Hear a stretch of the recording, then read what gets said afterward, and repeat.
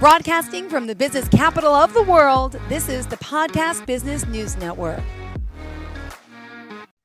We are back here with Coach Alex Leech. Excited to have her here. She's the owner of her own company. It's called Alex Leech Consulting, and she's a neurodiversity coach, amongst a consultant, and so much more. We're excited to have our advocate and friend here joining us once again. Welcome back. How are you today? I am great, Jill. How are you doing? I'm doing well. You're in Toronto. How's the weather there? It's a little gray, but it's not raining, so I'm going to take it. All right, awesome. Well, we're excited to have you here. You're a parenting and neurodiversity coach. So why don't you tell us a little bit about yourself to start? So I'm neurodistinct myself. My family is full of it. We own that apple orchard.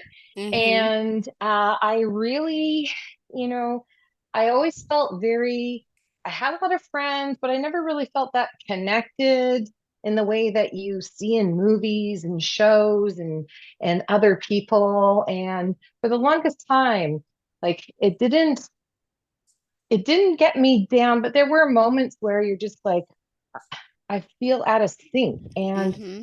I just remember my parents, who are so supportive, and they still are, they're just like, you'll find your people, you will find Oh, your people. And I took that in with my kids. And as, my kids, we discovered that they were, they're autistic and had multiple diagnoses and seeing a lot of the same, sort of challenges and social struggles that I had growing up.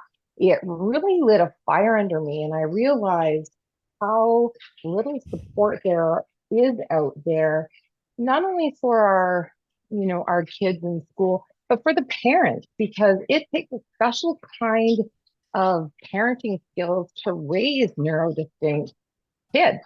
And I'm so passionate about it. And it's also it also falls in with, I'm a huge neuroscience geek mm-hmm. and health and wellness geek. Aw. And it just encompasses so much. And, when I had this sort of epiphany and, oh, this is what I'm going to do, this is my mission and this is my passion, just Yeah. everything started to open up and became so much more clear. And it's amazing once you find your people, you find your place in the world, and it's just lit a fire under me. And it just makes all other aspects of my life much more bright, Perfect. if Well, that we're makes any excited. sense. Yeah, of course. We're excited to have you here. Tell us the website, how we can contact you to start. My website is www.alexleech.ca. And if you would prefer not to go to my website, lots of interesting and fun stuff there and informative. You could also email me at alex@alexleech.ca. Perfect. And just for those questioning, how did you become a neurodiverse specialist in a sense, a neurodiversity specialist? It's my lived experience plus my experience in education in mental health, health and wellness, and neuroscience. And as I many years ago, I started to incorporate coaching in my healthcare practice. I I started seeing that there was this gap that was missing.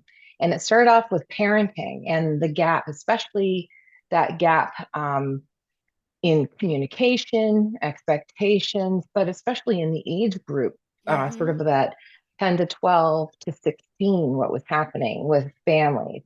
And then, the more involved I became in doing research with my own kids and my own experience about being, neurodistinct and neurodiversity in general and diversity, equity, and inclusion, my practices started naturally shifting there because people started coming to me, asking me questions. I started, helping them research and then coaching them. And there was this natural evolution that took place.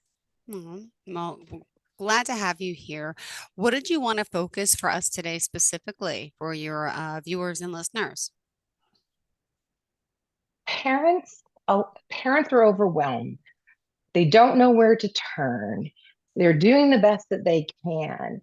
And they feel like either they're doing something wrong, they're Mm-hmm. not doing enough, and they see their child struggling or suffering, and they feel very helpless, but they also feel very um, sort of, I think, adrift is the way to explain it. And, when they're looking for a lot of resources, there's, you know, there is a lot of cookie cutter stuff out there and you try Mm-hmm. it. And so it really is meeting our kids where they're at, right? But also too, meeting yourself where you're at. And so that those are, it sounds like a blanket statement, but that's everybody is different. Every autist, kid with ADHD, all of us, we're all so different. And Yeah. so there are certain things out there that you can try, but we try them once, it doesn't work. We're exhausted, we throw them out the window. But it really is finding the right people in your corner, finding the right solution for you and your family, and really focusing on that. It's not only it's a village, but it really is, it's not just our kids doing the work. Yep. It's we have to do the work as well. Got it. So anything that, if there's if you have any questions or anybody has any questions or there's something that you're thinking of, it's easier for me you know, to talk about that because we can talk about in blanket generalities, but that doesn't do a lot of it doesn't do a lot of help. It's a great starting point, but as I said, we're also different. Yeah, no, I think I brought this up last time, but my nephew is highly autistic. Hmm. He's functioning, he's verbal. He's 16 now. Hmm. And he's like he's in a career training type program at the school.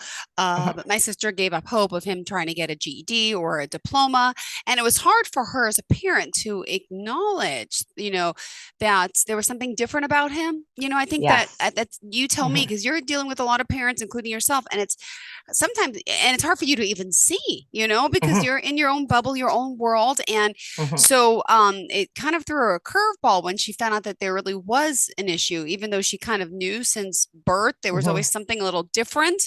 Hmm. But my question to you is, how do you work with the parents? Because I'm assuming let alone it's difficult for the child, but what about the parents? Because they're a super important part in their children's lives. I mean, like the most important to help them. How do you work with parents to help them understand better, Hmm. about whatever their child is, may be considered different or Hmm. unique amongst other children?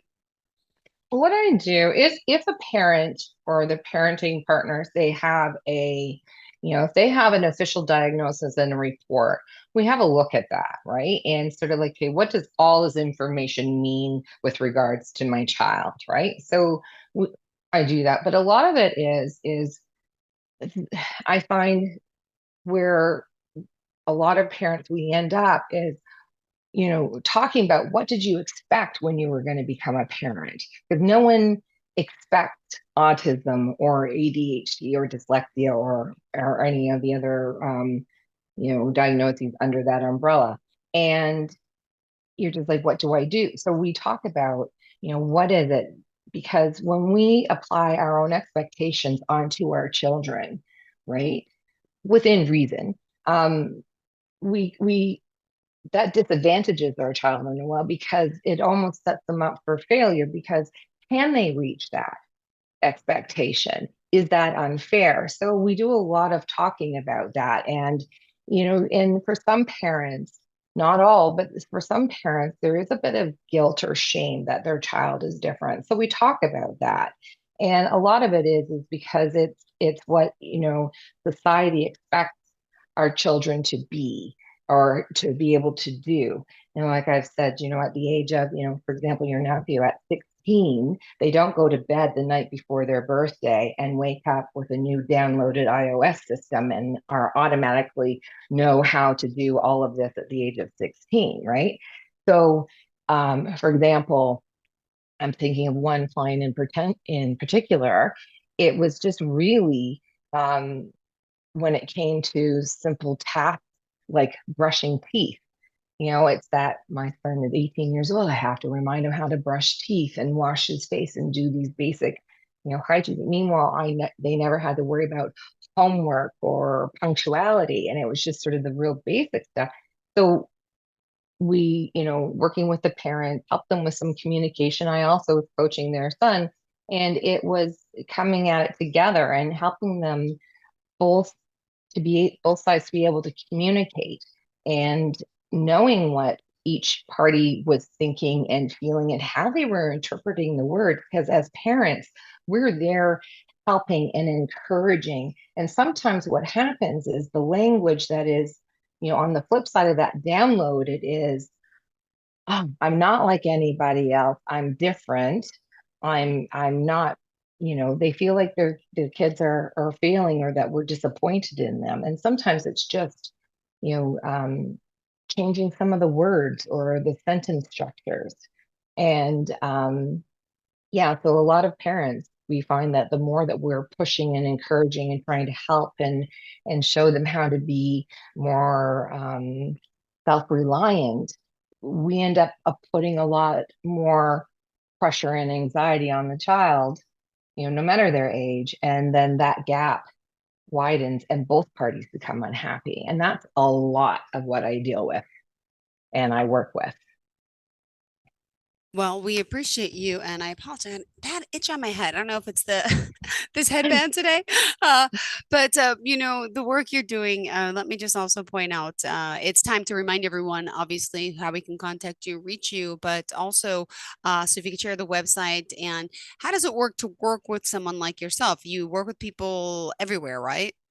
Yes, I mean, that is sort of one of the positives out of, going through a pandemic is suddenly it just opened up, the virtual world. And I work with some families in the UK, in the States, in Australia. I work with, here in Toronto. And to be honest, a lot of parents find it much more helpful because you're not driving an hour to 45 minutes to sit into an appointment, both ways. So it's also time saving, and a lot of parents like that. And no matter where we are, like even in Canada here, or even in certain, cities, certain policies and benefits and even in provinces, how we are taxed and forms are all different. But what isn't different globally is that the parent dynamic, the parent child dynamic, and the sibling dynamic, and the whole family dynamic as a whole, and what we as humans are experiencing. Very, that is the same no matter where we live. So that has become very helpful. Awesome. Well, thank you. And working with someone, could you share some of the other types of neurodiversities that we work Mhm, with that someone listening may say, well, I have a friend, a cousin, family mhm, member. We all heard of ADHD, we've heard of, mhm. but what are some of the other ones that maybe we're not so familiar with? Well, we have autism, right? Yep. And autism, what 65%, in around 65% of studies show that autists also have other diagnoses like ADHD, Mm-hmm. sensory processing. There's a few others. And, for example, my children, they're both autistic, have ADHD, they're both dyslexic, sensory Okay. processing disorders. Yeah. So it's multiple, but at the end of the day, it doesn't matter really what I it doesn't matter, but it isn't really what is the diagnosis, it's how it presents in the individual, right? So as we know, there's ADHD, and Mm-hmm. ADHD also can present as, that the H is the hyperactivity. So somebody is very busy and moves, but there's also the other part of the ADHD is an inactive or inattentive. So it could be withdrawn, too much overstimulation, and or it seems like they're in their head all the time. They're Mm-hmm. not bouncing off the walls. right? Or, a part of every sport. So sometimes that is missed in the ADHD diagnosis or how people perceive it. There's dyslexia, which is the difficulty with reading, but with dyslexia, a lot of dyslexics have what they call dysgraphia. So that's the difficulty of, with the writing. There's dyscalculia, which is the sort of the number portion, like dyslexia is for reading, dyscalculia is with numbers, right? There's working memory, challenges where somebody could be incredibly brilliant and smart, funny, but they're given instructions and 2 minutes later they can't remember what they are or which goes first, right? And there's also there's about 8 of them. I could go on. I know we're very short for time, but it really comes down to and a lot of these diagnoses, we're always so focused on what the challenges are, right? But there's so many other abilities that come with that. Like, for example, dyslexics, Yeah. when they think of something, they see things in their mind in a very 3D way. And a lot of people that are diverse, they think outside of that box. And I know we hear that term a lot, but sometimes how we do things differently or our thought processes are differently when you're in a school environment or work environment. A lot of it sometimes it's seen as just because it's not the way that we do it, but Mm-hmm. it adds a whole other aspect. Yeah. So when I'm working with families, especially the tweens, teens, and young adults, as well as their parents, to say we're so conditioned to focus on the disabling part of these diagnoses, and we forget to celebrate the exceptionalities and the abilities and the way how everything is processed slightly differently. So when we flip that script, right, it also helps a lot of individuals see that they're not different or less or broken or do things wrong. They're like, oh, that's why I do this way, because Mm-hmm. my brain is wired a bit differently. It's Yeah. not wired wrong, it's just how we're wired. And neurodiversity in general is like, it's with neurotypicals, or what I've been just corrected by my kids called normies, the Gen X Mm-hmm. says today. And then there's neurodistinct, right? And neurodiversity is to, the human race as biodiversity is to our planet, right? If we all thought the same and did things the same, we wouldn't be evolving or growing or Yeah. being as creative. And it takes the two, neurotypicals and neural distinct individuals working together to create all this awesomeness that we have. I can't believe I just used the word awesomeness. It is. No, to that's right. use That's a all this, word. right? Yeah. Absolutely. Hmm. I love it. Oh my goodness. Well, Yeah. could you share some other stories of some of the families, parents, children that you're working with or have worked with, and about the guidance you give and, the success rate of what you do in helping people? Well, the number one I would say is the support versus enable. That is a big one, Mm-hmm. right? Because we're trying to support our kids, but sometimes we're enabling them, and we get in our own way, we get in their way. So what happens is, when I'm working with teens and young adults, what I hear from them is saying they're getting mixed messages from their parents, right? They want me to be more self-reliant. They want me to take on more responsibility, but then they don't have the opportunities to, or they feel that it like, they're shown, and then, as we used an example earlier, you're Mm-hmm. 16, so you should be able to do this and this now. And it's they haven't been through no one, through fault of no one, but they haven't really been shown the way that that individual needed to be guided and supported Yep. along the way to get to that point where they are. And to be fair, there are some things that, maybe your child, I know my kids will always need support with, right? But Yeah. if we support them and we set them up for success that way while also communicating, and that's what I hear a lot, our youth is saying, I'm being talked at or I'm being told.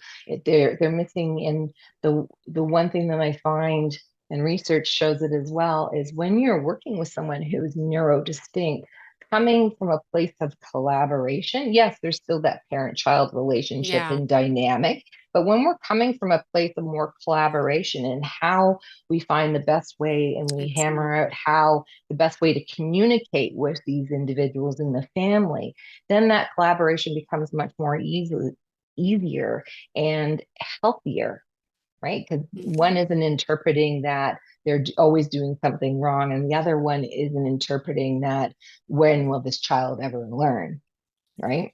Yeah, very true. Interesting. And you can work with, there's no limits with states with your training. You can work with Mm-hmm. anyone in any state. Because it really is, it's people are people and it's how we're wired. And a lot of times, parents, when I'm working with parents, when I explain, it's not like I take them through a university course of neuroscience or anything like that, but really when I give them the basics of how the brain works, how and why we think, act, like the emotions, our thoughts and behaviors, and sort of how that all comes around, the science behind it. It takes a lot of pressure off themselves. It takes a lot of pressure off their kids, and it allows it allows each individual, but mostly in the parenting portion of this Yeah. dynamic, it allows the parents to actually pause for a moment and remember, hey, wait a minute, this is happening because of X, Y, and Z. And Mm-hmm. and understanding that a lot of this is a lot of the stuff that we do is a lot of it's on autopilot, right? Yeah. So when we become aware of what is on autopilot and what we can do in the moment not to fall into that pattern, then that's when that shift happens, right? Got it. Yeah. Mm-hmm. All right. There's so Well, much information. There's I so much know. information to say in such a little time. I could talk about even just this topic for hours, but um, it really comes down to the, we could talk till we're blue in the face to our kids, no matter their age, right? But if we are as parents, and we're not doing it wrong, but if we are doing something completely different than what we are asking our children to do, how do we expect our kids Yeah. to do that? So a lot of it is modeling, and a lot of parents, when I'm working with them, they're, oh my God, it's just another thing that I have to do. I'm so exhausted. And yes, at the beginning, there is some work to do, but once it's, and before you start, sometimes it could seem very overwhelming or like, why am I the one having to do all the work? But when I go through this, the process, and I find out what that family or individual or, you know, parent team is asking for and needs, then that's when we can um, as a team, them and we work together and I help guide them through. And it is so amazing. Sometimes parents working with me, just for a few sessions, and some of them, like I have about 3 or 4 families that, it's 2 or 3 times a year they come in and work with me for like 5 or 6 sessions and then they go off, right? Because as we're so used to thinking, if I do it this way, then it's always going to work this way all the time. But especially with the the age group of the the kids that I really love working with, it's that sort of that tween teen Yep. to young adult, because there's so much growth, not only physiologically, but emotionally and mentally that happens. And so the child is growing, but the family has to grow and the parents have to grow with that child, right? Got it. Well, we need to thank you for being here, for joining us. Would you mind sharing all the ways that we can reach out to you? So if you'd like to send me an email, it's Okay. alex@alexleech.ca. I have all my contacts and where you can follow me on my website, which is www.alexleech.ca. And, through there, you can, message me, and I'd love to hear from you and hear what, parents and teens and young adults are saying. Yeah. And if I can help,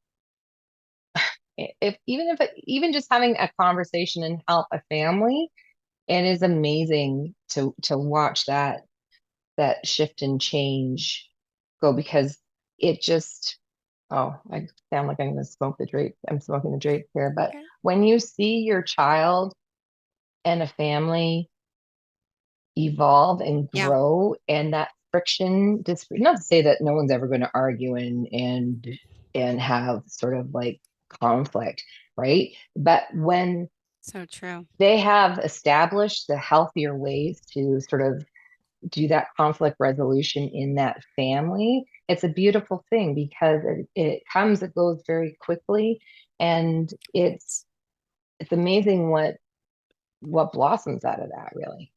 Got it. Well, thank you so much. I apologize. We have to go. One more time, tell us the website. It's www.alexleech.ca. Perfect. And any other page you want to share? You can find me on Instagram or Facebook, which is Alex Leech Consulting. So put those, URLs for Facebook and Instagram in front of that, and it's Alex Leech Consulting, all one word. But all of that, if you forget it, all of that you can just click on. If you go to my website, you'll see the little icons for those, and you can click in there and take a look to see what's all posted in there. Perfect. And then All you could right. always DM me and message me from there too. Thank you so much. Sounds like a plan. You have a great day. You And too, thank you Jill. for And being here. And to everyone else, we appreciate you as well. Stay tuned, where the show is on the way.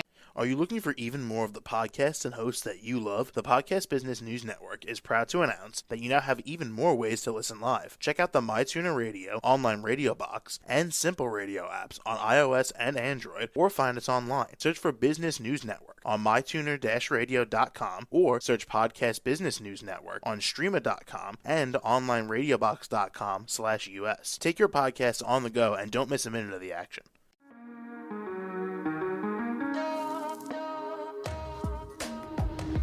Broadcasting from the business capital of the world, this is the Podcast Business News Network.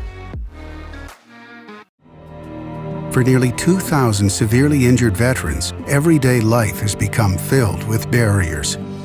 Day-to-day simple tasks can become pretty daunting. I have to carry my chair up 2 flights of steps or have somebody do it for me. What scares me the most is just the falling.